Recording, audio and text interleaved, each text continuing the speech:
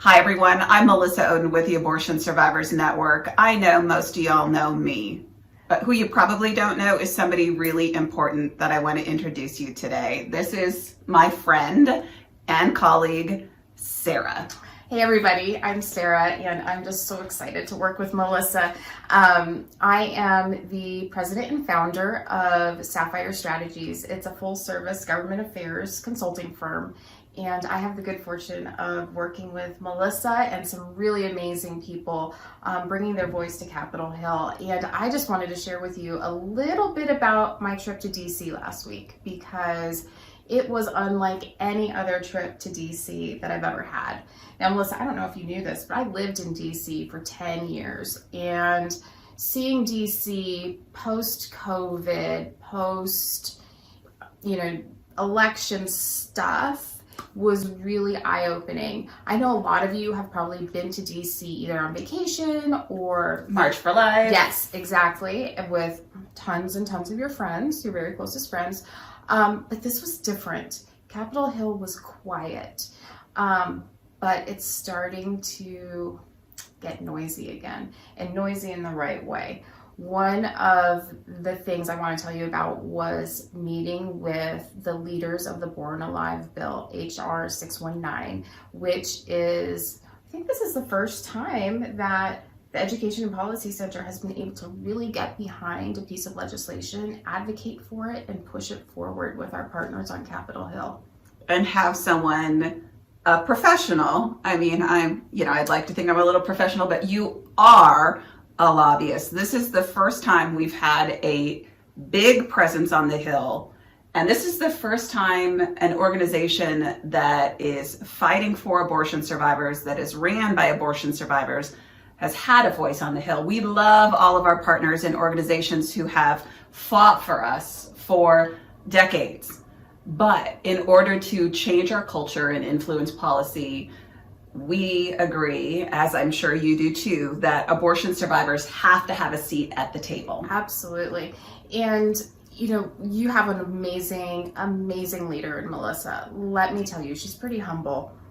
But she was asked by Republican Whip Steve Scalise to provide her story, your story, to legislators in one of their closed-door meetings. And Melissa was able to share her story in a way that shook these members up. And this was how the bill, HR 619, the Born-Alive bill, was unveiled to the Republican caucus. Because the unveiling led to something. It always leads to something, right? It led to the bill being brought to the floor of the House under what's called a discharge petition. And that means if they can get 218 members to sign on, it will bypass the committee process and go straight to a vote. So, Melissa, I heard some really touching things about the story you shared, your video. I heard that members had a hard time continuing with the day's business. They had a hard time just moving right along on the agenda because Melissa brought authenticity, humanity, and that reality that lawmakers can make a difference and change lives. And that's what this bill was going to do. And as a result, the discharge petition was led by Congresswoman Ann Wagner from Missouri and Congresswoman Kat Comack from Florida, who happens to be the youngest Republican female member of Congress. And she is a dynamo, let me tell you. I can show you a selfie with her if you want. Maybe later we'll drop it in the comments. But they just did a fantastic job. They had 202 co-sponsors, or signatories rather, sign on day one. It was a conga line down on the House floor. And it's because of your support and Melissa's hard work and leadership. And you guys are really lucky to have her. And I'm just thrilled to be working alongside of both you and all of you out there. And we're really just getting started. I mean, last week to get your selfies, it's exciting. It's everything that 15 years of ministry work has led us to. And I know that the fight is still on. but there was something that I saw happening last week where I went, yeah, this is it. This is it. And I can't wait to tell everybody else what we've been doing. I think that's the hard part, is a lot of times, a lot of our work is behind closed doors. That's very, very true. It's not exciting all the time. The selfies are exciting, right? I mean, everyone loves a selfie with, I don't know, Steve Scalise or Kat Comack because she's a dynamo, like I said, and Ann Wagner because she is so well respected on the Hill. But you know, it's hard work at putting together the policy memos, counting votes, identifying strategic opportunities to leverage not just resources, but human resources, your voice, your time, your treasure, because we can't do this alone. I think it's a big misnomer that, oh, a lobbyist can just go in and pass a bill because they're friends with somebody. No, a lobbyist is what I really see lobbying as, is taking that energy and helping channel it into results, effectively using energy, using data to connect to the right people at the right time so the message is heard and results occur. And that's why I'm so excited, because you have the stores, you have all the components there. And I love making that magic happen. But I need your help. I can't do it alone. So I'm gonna tell you 3 things that could be really helpful. So you ready? Okay, number 1. It's true that legislators care about what their constituents have to say. It's also true that legislators get a lot of angry phone calls from angry constituents. So I have a magic opportunity. If you live in a Republican district, chances are your member has already signed on to the discharge petition, because there's 202 of them out of 211. And believe me, Ann Wagner and Kat Comack are going after the others. Believe me. But you can always encourage them. But my point is, your members probably already signed on. Call their office and tell them thank you. Tell them you're watching. Tell them you appreciate them standing up for the unborn, because those calls will be reported back.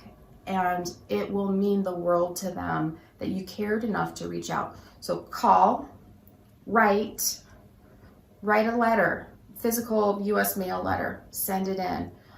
Call the district office, call your local office, make those calls. Encourage your friends to do so too. Thank them.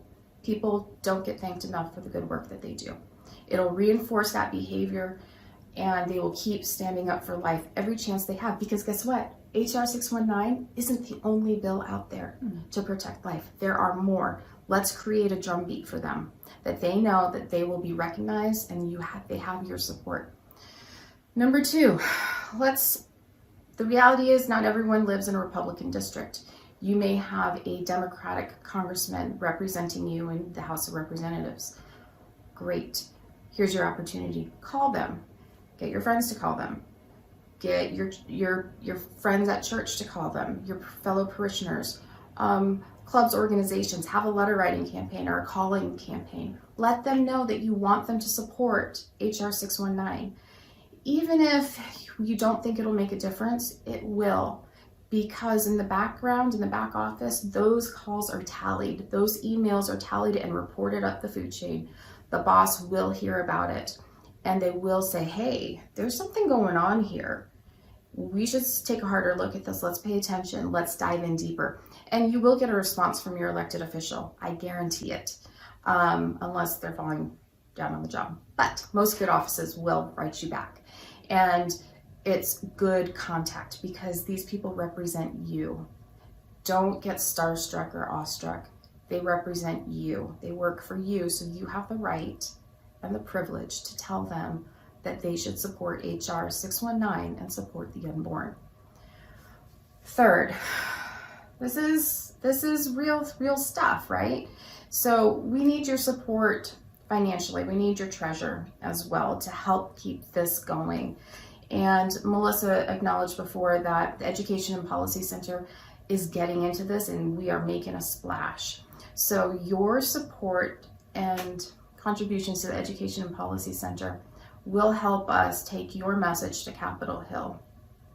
In fact, I got a challenge for you. I wonder if 218 people would give $218. 218 is that magic number. We need to bring that bill to the floor for a vote. Do you think they'll do it? Do you think you have 218 generous people out there? I think we do. I know we do. I think you do. Well, I can't wait to have that celebratory party with the 218 of you who are willing to donate $218 or drop some zeros after that. That's fine. Do you know why I like her? I mean, there's a million reasons why I like her. Or a million. That'll keep us going for a little bit. We promise to be very, very. I mean, very you good. are worth it. Well, every life is worth it.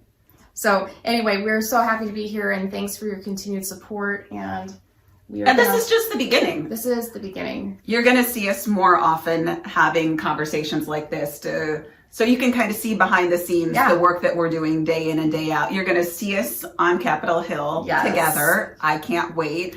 And we have some exciting projects planned that will give survivors a voice, allow them face-to-face time with members of Congress, be sharing more stories than we ever have, and really